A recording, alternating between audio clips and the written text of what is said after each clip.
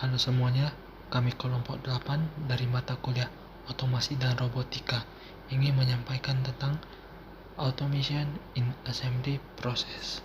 Anggota kami terdiri dari saya sendiri, Vito Fendinata, dengan NIM 515180014, Septian Calvin Sasyang 515180006, Ken Kurniawan 515180019, Ardi Pratama 515180020, dan Calvin Chen 515180021. Mari kita mulai videonya.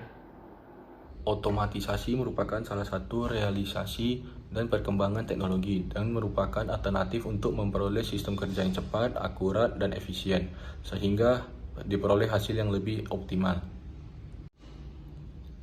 Sistem otomasi saat ini berkembang sangat pesat, didukung dengan pesatnya perkembangan di bidang lainnya seperti komputerisasi, pengendalian, dan komunikasi.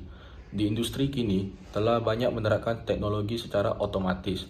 Pada bidang pengendalian proses produksi, sistem otomatis ini bisa menggunakan berbagai jenis pengendalian seperti PLC dan microcontroller. Perkembangan pada sistem perakitan atau assembly pun sudah sangat berkembang, dari yang awal dilakukan secara manual oleh tenaga manusia sampai sekarang, dan kebanyakan proses perakitan dilakukan oleh mesin yang bekerja sendiri seperti dengan robot dan conveyor. Assembly atau perakitan adalah suatu proses untuk menggabungkan dua atau lebih komponen secara mekanik menjadi satu buah unit. Dalam dunia industri, baik itu industri otomotif, mesin, dan elektronik, pasti tak asing lagi dengan namanya assembly atau proses perakitan. Proses ini merupakan tahap akhir dari sebuah proses produksi yang begitu panjang prosesnya. Dalam proses ini, biasanya unit yang akan dirakit masih membentuk komponen-komponen yang nantinya komponen tersebut akan digabungkan untuk menjadi sebuah unit. Efisiensi proses perakitan sebuah produk dan dalam sebuah perusahaan tergantung pada dua hal yang saling berinteraksi, yaitu manusia yang sebagai operator perakitan dan robot jika sistem telah terotomasi dengan produk yang akan dirakit itu sendiri. Proses yang mempengaruhi perakitan. Yang pertama, jenis bahan yang akan dirakit atau digabungkan. Yang kedua, kekuatan yang dibutuhkan dalam sebuah konstruksi suatu perakitan. Yang ketiga, ketepatan dalam memilih metode perakitan. Yang keempat, ketepatan dalam memilih metode penguatan jenis bahan. Yang kelima, peralatan yang digunakan dalam melakukan perakitan. Yang keenam, toleransi yang diinginkan dalam melakukan suatu perakitan. Yang ketujuh, keindahan bentuk suatu barang. Yang kedelapan, perakitan yang sesuai dengan kenyamanan penggunaan. Yang kesembilan itu adalah finishing. Metode apa saja yang terdapat dalam assembly? Yang pertama, metode perakitan ditinjau dari proses penyambungan komponen. Metode yang ditinjau dari proses penyambungan komponen dibagi menjadi: yang pertama, metode cascade. Metode cascade adalah metode perakitan antara komponen dengan langkah yang berurutan. Pada prinsipnya, metode ini banyak digunakan untuk sistem pembangunan antara komponen dengan menggunakan rivet atau paku keling. Dalam proses penggabungan atau penyambungan antara dua komponen dari bahan plat tipis, metode cascade ini banyak digunakan untuk perakitan dengan menggunakan sistem gabungan riveting atau keling. Proses riveting atau keling ini dengan menggunakan alat sederhana, yaitu perangkat penembak paku. Alat ini menjepit paku yang sudah dimasukkan dalam lubang hasil pengeboran plat yang akan disambung. Selanjutnya alat ini ditekan secara bertahap sampai batang paku putus. Kemudian selanjutnya adalah metode bongkar pasang.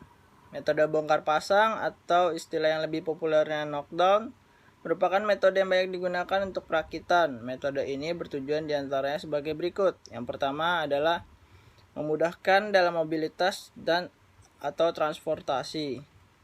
Kemudian yang kedua, memudahkan untuk proses perawatan atau penggantian komponen bagian-bagian dalam. Kemudian konstruksi menjadi lebih sederhana, dan yang terakhir penggunaan lebar bahan. Kemudian yang ketiga, metode keseimbangan. Metode keseimbangan dalam perakitan merupakan proses penyambungan komponen-komponen dengan menggunakan spot welding. Penggunaan perakitan dengan las spot ini sangat banyak digunakan untuk penyambungan plat tipis. Aplikasi proses penyambungan dengan spot welding ini digunakan di industri mobil dan kereta api. Juga industri pesawat terbang yang menggunakan bodinya dari bahan plat-plat tipis. Keseimbangan yang dimaksudkan dalam proses ini adalah proses sambungan di beberapa titik harus dilakukan secara seimbang. Kemudian jenis-jenis perakitan ada dua, yaitu yang pertama perakitan manual. Perakitan manual adalah besar proses dikerjakan secara konvensional atau menggunakan tenaga manusia dengan peralatan yang sederhana tanpa alat-alat bantu yang spesifik dan khusus. Kemudian yang kedua, perakitan otomatis, yaitu perakitan dikerjakan oleh sistem otomatis seperti otomatis, elektronik, mekanik, gabungan mekanik, dan elektronik mekanik, dan membutuhkan alat bantu yang lebih khusus. Baik, berikutnya saya akan menjelaskan tentang apa saja sih otomasi pada sistem perakitan.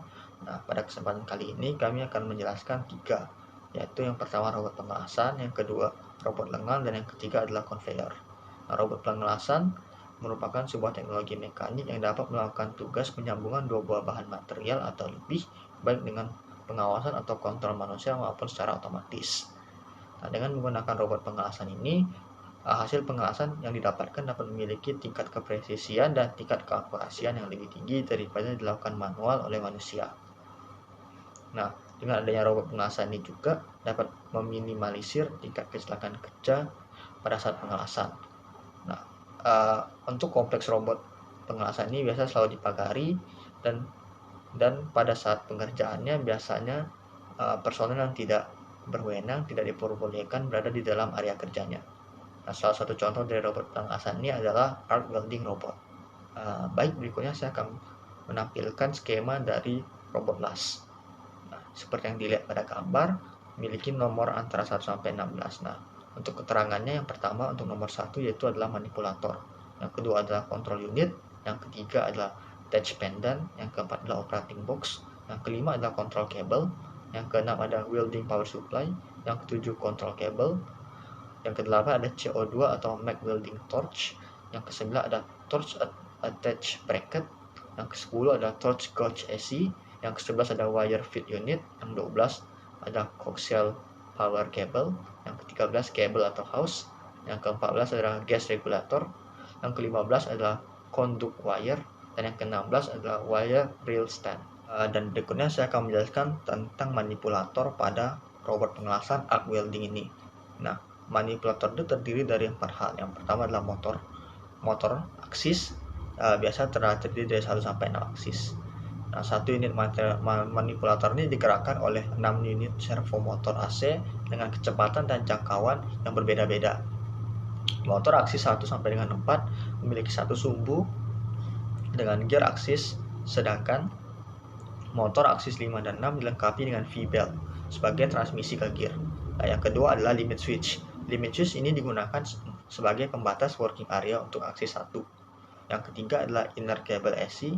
Inner cable AC ini terdapat di dalam lengan manipulator dengan rute dari bagian bawah sampai ke bagian atas manipulator.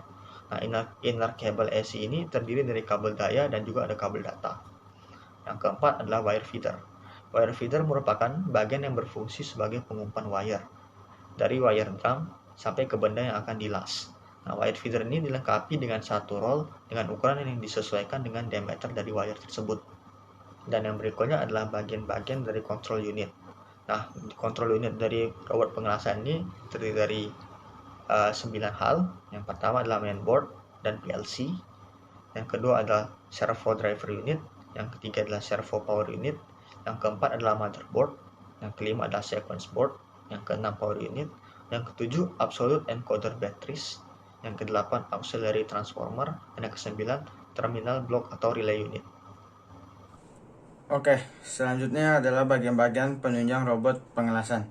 Nah, yang pertama itu attach pendant. Merupakan bagian yang sangat penting untuk memasukkan perintah-perintah. Misalnya welding program, komunikasi dengan external device, dan lain-lain ke dalam robot. Nah, lalu yang kedua itu operating box. Berfungsi sebagai tombol operasional robot seperti start, stop, EMG, clamp on, clamp off. Nah, lalu yang ketiga itu panel listrik. Panel listrik ini merupakan pusat pengaturan sumber listrik utama bagi mesin. Terdapat main switch yang berfungsi untuk memutus atau mengalirkan listrik ke mesin. Listrik yang diatur di sini merupakan arus listrik 3 ohm 380 VAC. Lalu yang keempat, welding power supply.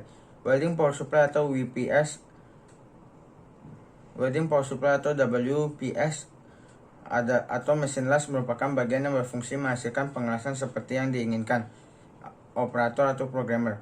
Mesin yang digunakan disesuaikan dengan kapasitas maupun sistem pengelasan tertentu. Misalnya kapasitas 350 atau 500 ampere dan sistem pengelasan misalnya CO2, MIG, dan lain-lain. Nah, lalu yang kelima, welding interface unit. Unit ini berfungsi sebagai penghubung atau interface antara robot dan welding mesin.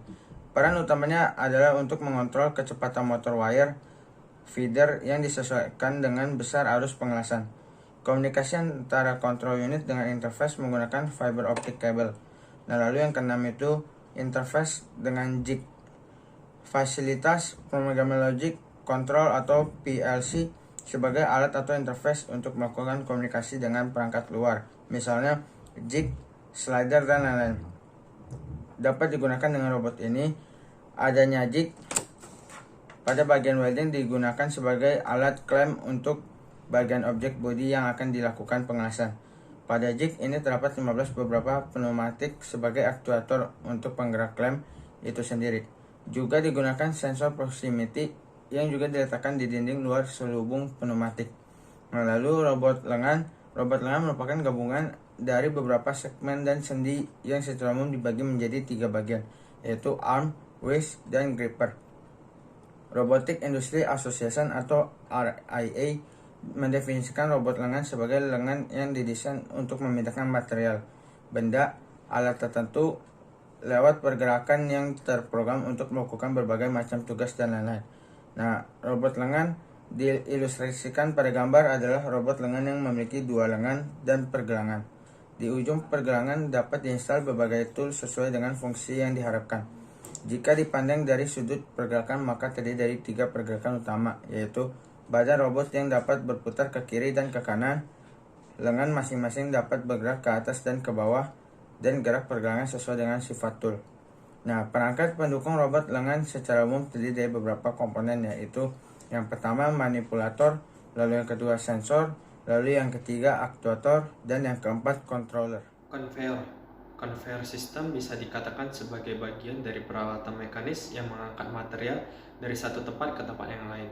Keberadaannya membuat proses lebih mudah, lebih cepat, dan lebih nyaman. Sistem alat conveyor otomatis ini adalah sistem yang dirancang menggunakan sistem kontrol yang dapat bekerja pada conveyor secara otomatis sesuai dengan instruksi yang diberikan. Alat ini dibuat terdiri dari beberapa komponen, yaitu sakral limit, microcontroller, dan motor DC. Supaya alat ini bekerja secara otomatis, maka diisilah program ke pin microcontroller melalui downloader port portable menggunakan program Code Vision AVR, dan sakral limit berfungsi sebagai sensor dan conveyor otomatis. Apa aja sih kelebihan dan kekurangan dari assembly proses ini? Kalau kelebihannya itu yang pertama, mempercepat proses perakitan. Yang kedua, mengurangi tingkat cacat produksi atau NG. Dan yang ketiga, hasil produksinya presisi. Yang keempat, mengurangi resiko bahaya yang timbul akibat dari mengangkat beban yang berat bagi pekerja dan meringankan beban operator. Sedangkan kekurangan dari assembly proses ini adalah yang pertama, kemungkinan malfungsi, yang kedua, memerlukan perawatan atau maintenance yang rutin, dan yang terakhir adalah kelalaian operator. Maka dari itu, kesimpulan yang bisa didapatkan dari video ini adalah yang pertama, metode perakitan terdiri dari 3, yaitu metode kasket, metode keseimbangan, dan metode bongkar pasang. Yang kedua, robot lengan sudah dapat bekerja dengan baik dalam proses pengambilan dan peletakan objek berwarna yang tersusun secara acak ataupun tersusun secara berurutan. Yang ketiga, arc welding robot merupakan salah satu mesin utama dalam proses produksi dan berfungsi untuk pengelasan komponen otomotif secara modern. Yang keempat, perangkat pendukung robot lengan yaitu manipulator, aktuator, sensor, dan controller. Terima kasih sudah melihat video automation in assembly process. Mohon maaf bila terdapat kesalahan dalam berkata. Sekian dan terima kasih.